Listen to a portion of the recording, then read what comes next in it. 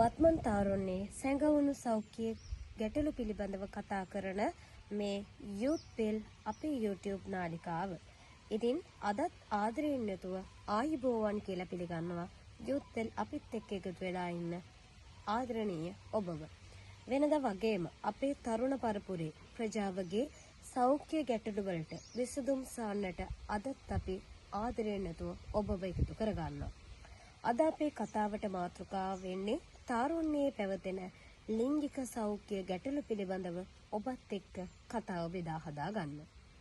ඉතින් මුලින්ම අපි කතා කරනවා මේ කතාවට මුල පුරනකොට මට මුලින්ම මතක් වෙනවා සිග්මන්ඩ් ෆ්‍රොයිඩ් මනෝවිද්‍යාඥයා විසින් අපිට කියලා දුන්න දරුවෙකුගේ මනෝලිංගික සංවර්ධනයේ අවදි 5 පිළිබඳව. ඔහු පවසන ආකාරයට දරුවෙකු වර්ධනය වෙන මනෝලිංගික සංවර්ධන අවදි 5ක් තියෙනවා. ඒ තමයි මුඛී අවදිය, බුද්ධි අවදිය, ලිංග රූප අවදිය, නිවීන අවදිය සහ ප්‍රජනන අවදිය. මෙන්න මේ අවදි 5න් ලිංග රූප අවදිය සහ ප්‍රජනන අවදිය කියන අවදි දිත්වයේදී තමයි අපි මේ ලිංගිකත්වය සහ ලිංගික ක්‍රියාවන් කියන ක්‍රියාවලි දිත්වය සිද්ධ වෙන්නේ. සිග්මන්ඩ් ෆ්‍රොයිඩ්ගේ මේ මනෝලිංගික සංවර්ධන අවදි 5න් ප්‍රධාන අවදි දෙකක් අපිට අද වැදගත් වෙනවා. ඒ තමයි එකක් ලිංග රූප අවදිය, අනිත් එක තමයි ප්‍රජනන අවදිය. දරුවෙක් වයස අවුරුදු 3ත් 6ත් අතර ගත කරන මේ ලිංග රූප අවදියේදී දරුවෙක් මුලින්ම මේ ලිංගේන්ද්‍රය පිළිබඳව අත්දැකීම් ලබා ගන්නවා, ලිංගේන්ද්‍රයේ ක්‍රියාවලි පිළිබඳව අත්දැකීම් ලබා ගන්නවා. මෙන්න මේ කියන කාර්යයන් මුලින්ම හඳුනා ගන්න. ලිංගිකත්වයේ පිළිබඳව මුලින්ම අත්දැකීමක් ලබා ගන්න මෙන්න මේ ලිංග රූප අවදියේදී. මේ ලිංග රූප අවදියෙන් පස්සේ ලිංග රූප අවදිය 3 වෙනි අවදිය. ලිංග රූප අවදියෙන් පස්සේ අවසාන 5 වෙනි අවදිය වෙන්නේ ප්‍රජනන අවදිය. මෙන්න මේ ප්‍රජනන අවදියේදී දරුවෙක් ප්‍රජනන ක්‍රියාවලියට තමන්ගේ ශාරීරික සූදානම් වීමත් ඒ වගේම ප්‍රජනන ක්‍රියාවලියේ සිතුවිලි හැඟීම් දැනීමක් සිද්ධ වෙනවා. මෙන්න මේ කාලයේදී තමයි ගොඩක් වෙලාවට දරුවෙකුට හෝ වයස අවුරුදු 12 පසු කරන දරුවෙකුට හෝ තරුණයෙකුට හෝ වැඩිහිටියෙකුට මෙන්න මේ ලිංගික සෞඛ්‍ය ගැටලු ඇති වෙන්න පුළුවන් හොඳම කාලය. ඉතින් ඒ නිසා තමයි මම කිව්වේ මේ සිග්මන්ඩ් ෆ්‍රොයිඩ් මනෝවිද්‍යාඥයාගේ ලිංග රූප අවදියත් ප්‍රජනන අවදියත් අපිට මේ කතා බහේදී ගොඩක් වැදගත් වෙනවා කියලා. ශ්‍රී ලංකාවේ සංස්කෘතිය තුළ ලිංගිකත්වය, ලිංගික ජීවිතය, ලිංගික රෝග පිළිබඳව කතා බහ කරනවා ගොඩක් අඩුයි. ඒ මොකද මේ අපේ රටේ සංස්කෘතියත් එක්ක මේ ලිංගිකත්වය කියන කාරණාව හැම වෙලාවෙම හංගන්න උත්සාහ කරනවා.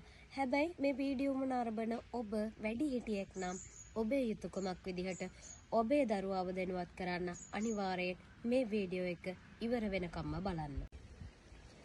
ඉතින් වත්මන් තරුණ පරපුරේ ප්‍රධාන ගැටලුවක් විදිහට මේ ලිංගික සෞඛ්‍ය ගැටලු පිළිබඳව අද අපි ඔබත් එක්ක කතා කරන්න බලාපොරොත්තු වෙන කතිකාවතේ අපි මුලින්ම බලමු මොකද්ද මේ ලිංගික සෞඛ්‍ය කියන්නේ කියලා.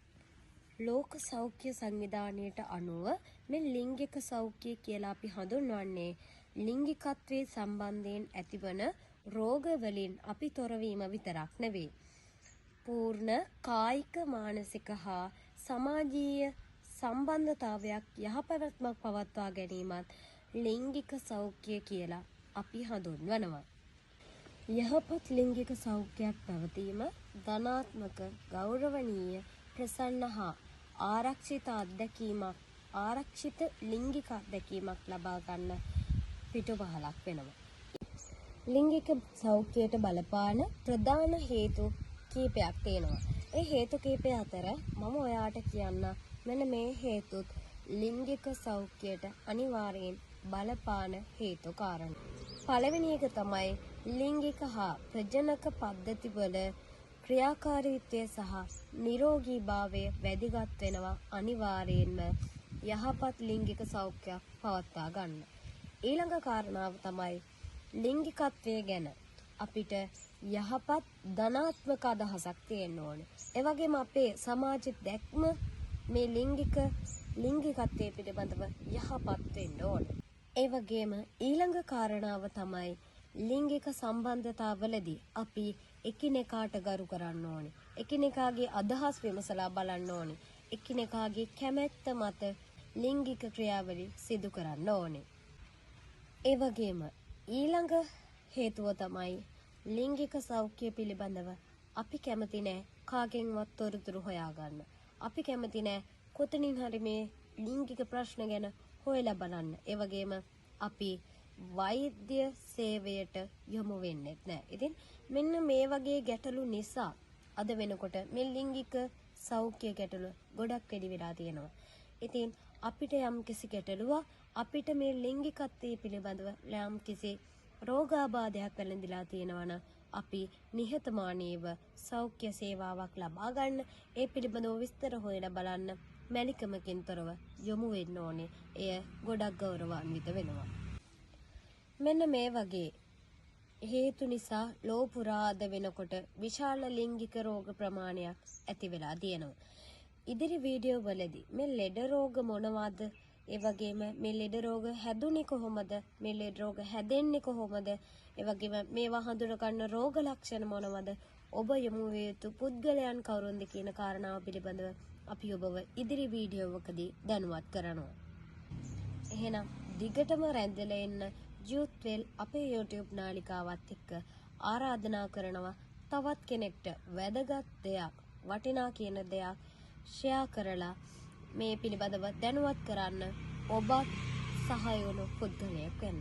එහෙනම් ඔබ සියලු දෙනාටම යහපත් සුවබර සෞඛ්‍යයක් උදා වේවායි ප්‍රාර්ථනා කරන ගමන් අදට අපි ඔබෙන් සබ ගන්නවා.